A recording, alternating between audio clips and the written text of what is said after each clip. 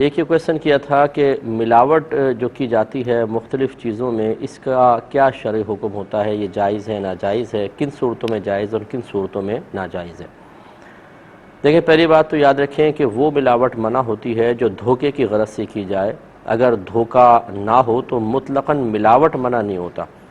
یہ تو گھر میں خواتین بھی مختلف چیزوں کو ملاتی ہیں اور اس سے اس کی کوانٹٹی کو بڑھاتی ہیں، تو اگر مطلقاً ملاوٹ منع ہوتی تو یہ ہر عمل عورت کا گناہ میں شمار ہوتا۔ پہلی بات تو یہ ذہن میں رکھیں۔ دوسری بات یہ کہ جیسے ہم پبلک کو کوئی چیز سیل کر رہے ہیں، بیچتے ہیں، اس میں کچھ ملاوٹ کرتے ہیں تو اس میں ذرا حکم مختلف ہوتا ہے۔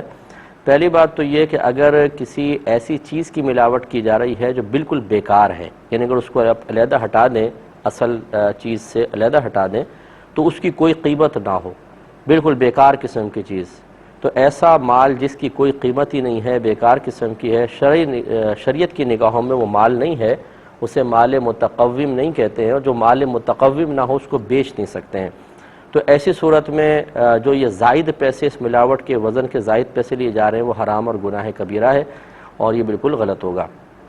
دوسرے ہے کہ کوئی کارآمد شے ہی ملائی ہے اس کے اندر، جیسے دودھ میں پانی ملا لیا، پانی کو علیحدہ کریں، اپنی جگہ کارآمد ہے، دودھ اپنی جگہ ہے۔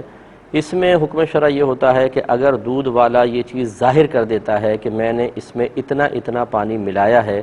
یا مطلب کوئی اور چیز کی ملاوٹ وہ ظاہر کر دی جائے، تو اصل اس میں جو حرمت کی علت تھی وہ مسلمان کو دھوکہ دینا تھی۔ اور جب وہ اس نے، اور دھوکہ کب ہوتا ہے؟ جب چیز کو مخفی رکھ کر کل کو دودھ یا کل کو لال مرچیں قرار دے کر وہ بیچ رہا اور اس میں حالانکہ ملاوٹ ہے، تو یہ دھوکہ ہے، جھوٹ ہے، فریب ہے۔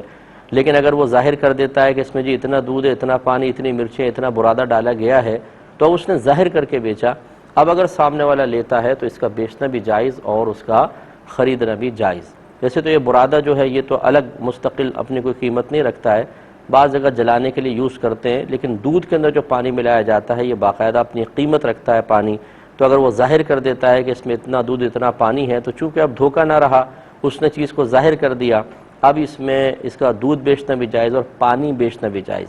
اسی طریقے سے اگر عرف میں کوئی شے بہت زیادہ معروف ہو جائے، جیسے ہر شخص تقریباً یہ جانتا ہے کہ دودھ میں پانی ملایا جاتا ہے، اور تھوڑا بہت تو پانی ملاتے ہیں، اسی طرح سونے کے اندر کچھ نہ کچھ ملاوٹ ہوتی ہے تبھی وہ زیور کی شکل میں آتا ہے، تو ایسی صورت میں پھر نہ دکاندار کا بتانا ضروری ہے، نہ سامنے والے کا پوچھنا لازم ہے، اس کا بیچنا بھی جائز، ان کا خریدنا بھی جائز۔ لیکن یہ یاد رکھیں کہ ملاوٹ ایک ایسی ہوتی ہے جو عرفاً ایک اس کی مقدار لوگوں کے ذہن میں ہوتی ہے، یار 3/4 پانی، ایک حصہ 3/4 دودھ، وہ حقیقت نکل گئی میری زبان سے، 3/4 دودھ اور 1/4 پانی ملا ہوگا،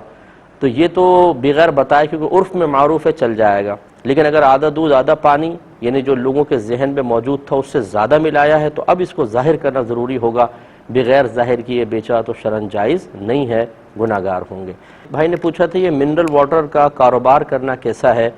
ہم پانی کو صاف کرتے ہیں، بوتلوں میں بھر کے سپلائی کرتے ہیں، تو یہ شرعاً صحیح ہے یا نہیں ہے؟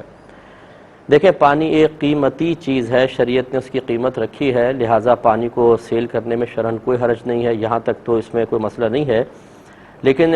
جو گورنمنٹ کی طرف سے قوانین بنے ہوئے ہیں کہ وہ منرل واٹر کا یہ اسٹینڈرڈ ہونا چاہیے، اس میں جو کیمیکل ملانے ہیں،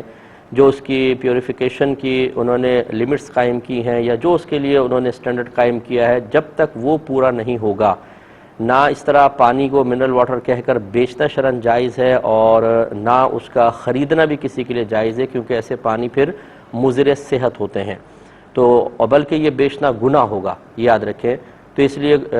شرعاً یہ کاروبار جائز ہے، لیکن پہلے گورنمنٹ کی یا جو مطلب ایسے ادارے ہیں متعلقہ، ان کی ریکوائرمنٹ معلوم کر لیں کہ اس پانی کو صاف کرنے کے لیے کن کن چیزوں کو ملانا ضروری ہے اور کیا اس کا اسٹینڈرڈ ہونا چاہیے، اس کے مطابق آپ لاء کے مطابق اگر اس کو بنا کر بیچتے ہیں تو بالکل جائز، اگر اس سے کم اسٹینڈرڈ کا رکھتے ہیں تو شرعاً گناہ ہوگا اور یہ بیچنا ناجائز ہے۔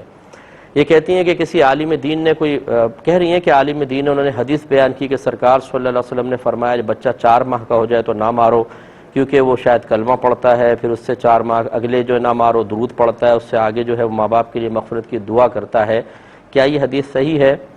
دیکھیں، یہ بالکل مطلب ایسی جھوٹی حدیث کسی نے بیان کی ہے، اس قسم کے مضامین کی کوئی حدیث انشاءاللہ نہیں ملے گی اور نہ اس طرح کی حدیثیں بیان کرنی چاہیے۔ اور وہ کوئی عالم دین نہیں ہوں گے۔ یہ اچھی طرح یاد رکھیں کہ ہر ڈگری حاصل کرنے والا عالم دین نہیں ہوتا ہے۔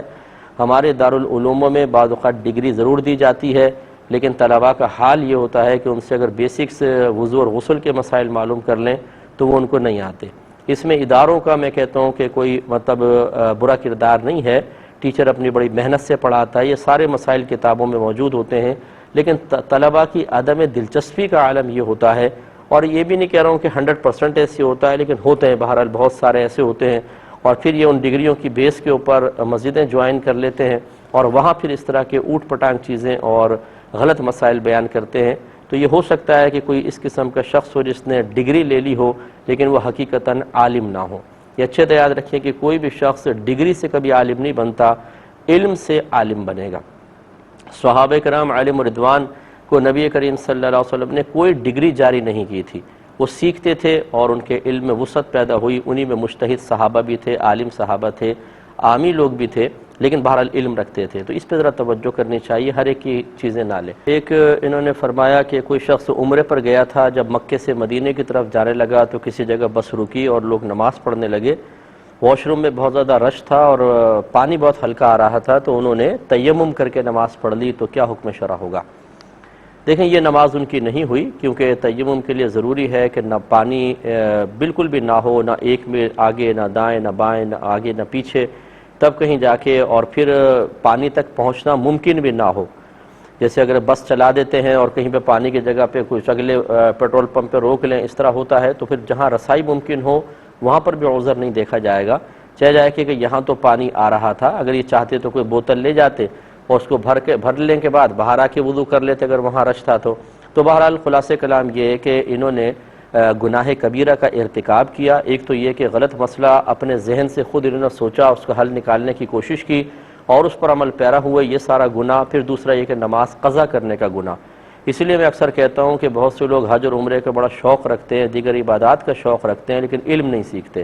ایسے حضرات بہرحال اللہ ہی قبول فرمانے والا ہے، لیکن ہم ظاہر شرع کو تو نظر انداز نہیں کر سکتے۔ کسی کی جہالت کو بنیاد بنا کر اور تمام تر قرآن و حدیث کے احکامات کو ایک سائڈ پر رکھ کر یہ کہنا وہ جی اللہ قبول کرنے والا ہے، تو اللہ قبول کرنے والا ہے، اللہ تعالیٰ گریف فرمانے والا بھی ہے، وہ جہنم میں ڈالنے والا بھی ہے، وہی عذابات قبر میں مبتلا کرنے والا بھی ہے، وہی ایمان کو سلب کرنے والا بھی ہے، وہی بری موت میں مبتلا کرنے والا بھی ہے۔ یہ کیا بات ہوئی کہ ہم سستی کریں، مسائل نہ سیکھیں اور غلطیاں کریں، اور جب سمجھایا جائے تو ہم کہہ دیں اللہ کی رحمت بہت بڑی ہے، تو اللہ کا غضب بھی بہت بڑا ہے، اس کی بے نیازی سے ڈرنا چاہیے۔ انبیاء علیہ السلام اسی لیے میدان محشر میں نفسی نفسی کر رہے ہوں گے، ہائے میرا نفس ہائے میرا نفس، یعنی ان کو خوف ہوگا اللہ کی بے نیازی کی وجہ سے کہ آج اللہ تعالیٰ کہیں ہماری بھی گرفت نہ فرما لیں۔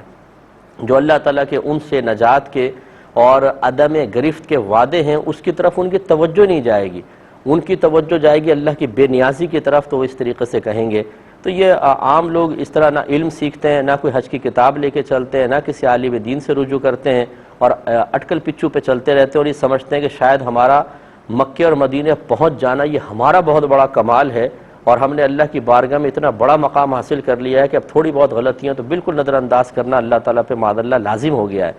حالانکہ خوف خدا زیادہ ہونا چاہیے، جتنا اللہ کا قرب زیادہ ہوگا یاد رکھیں خوف خدا اتنا ہی زیادہ بڑھتا چلا جاتا ہے۔ تو یہ اس طرح کی بے پرواہی جس شخص نے کی ہے وہ اللہ کی بارگاہ میں توبہ کرے۔ ہم کوئی عمرہ یا حج کریں تو اللہ پہ کوئی احسان نہیں کرتے ہیں، اپنی ذات کے لیے حج یا عمرے کرتے ہیں، ہمارے حظ نفس ہوتا ہے، ہماری مطلب شوق اور ذوق ہوتے ہیں۔ اللہ تعالیٰ کو کیا پرواہ، بے نیاز ہے۔ شرعی احکام کی پابندی انتہائی ضروری تھی۔ تو اگر کوئی بھائی ایسا سن رہا ہے تو ان کو توبہ کرنی چاہیے اور اس نماز کی قضا ان کو کرنی پڑے گی، اور آئندہ علم سیکھیں۔ علم نہیں سیکھیں گے تو دنیا میں بھی رسوا ہوں گے اور آخرت پہ بھی گرفت کے بہت زیادہ امکانات ہیں۔